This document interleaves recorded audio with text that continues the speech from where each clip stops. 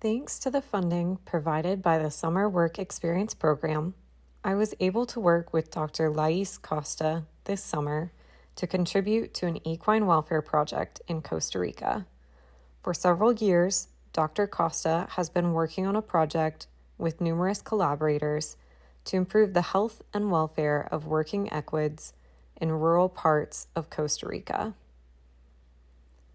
Part of this project has focused on providing on-the-ground veterinary care, including wellness examinations, vaccinations, castrations, routine hoof care, oral examinations, and teeth floating. The other major part of this welfare project focuses on diagnostics and research to identify the key changes to animal husbandry that can improve the health and longevity of these equids and the economic stability of the people who rely on these animals.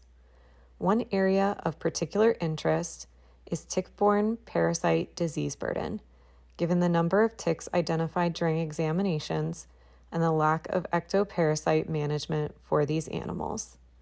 Throughout this summer, I worked on assessing the feasibility of using various types of blood sample preparations on filter paper to identify acute and chronic infections of 3 tick-borne pathogens, Theileria equi, Babesia cabali, and Anaplasma species.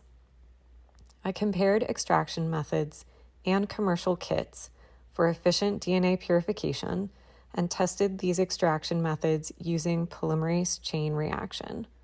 My goal for this project was to identify a low-cost sampling method that is easy to perform during international fieldwork, and to design a low-cost but efficient diagnostic method for these samples.